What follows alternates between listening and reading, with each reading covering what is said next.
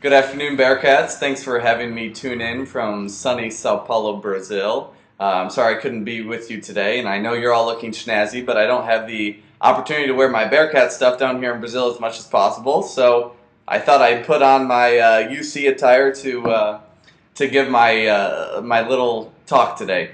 I certainly want to thank Rohan for the introduction, and the starting block experience indeed was the starting block for me to really view my academics in a different light.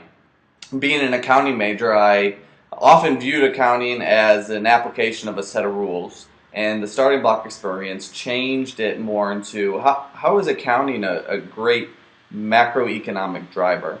And so I'll talk about two experiences where I've used that transformation as energy and as a fuel to really dive into my studies. And the first was my application to the Boren Scholarship Program, which is what I'm participating in here in Sao Paulo, Brazil. It's a joint program between the State Department and the National Security Education Program, and it funds a full scholarship for students to study in languages and in countries deemed critical to national security. So Brazil obviously was an obvious choice for me, being a Spanish speaker. Learning Portuguese, one, but then two, how can we better build the Brazil-U.S. relationship via taxation and accounting? And that's what my application focused on, and that's what I'm studying here in Brazil.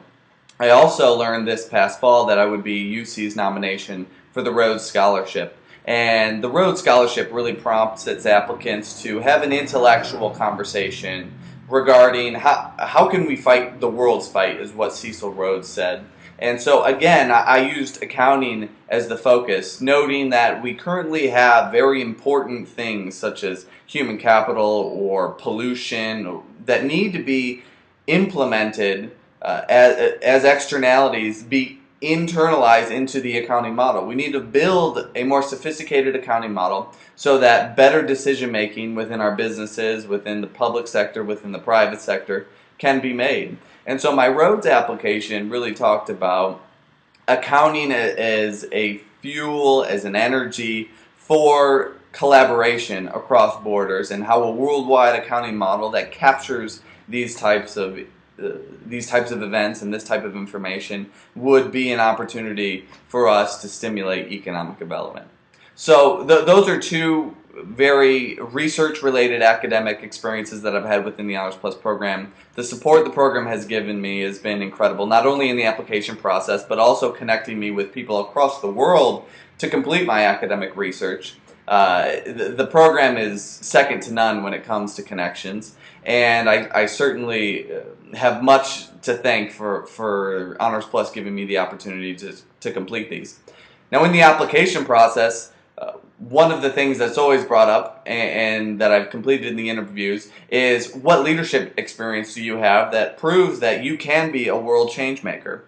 And one of the experiences I always look to is my time being on the university's board of trustees as the university's undergraduate trustee appointed by our previous Ohio Governor Ted Strickland. A current Honors Plus student, Nick Hertline, is currently servicing our university in that position, and I'll toss it off to him to talk about his experience at the highest level of our university governance. Thanks for having me, and thanks for supporting the Bicentennial Committee. I'm really looking forward to being back in Cincinnati, enjoying some Skyline chili, some Montgomery Inn, and some Bearcat football. I'm Kyle Quinn, proudly Cincinnati, tuning in from Sao Paulo, Brazil, and I hope you all have a great afternoon. Talk to you soon.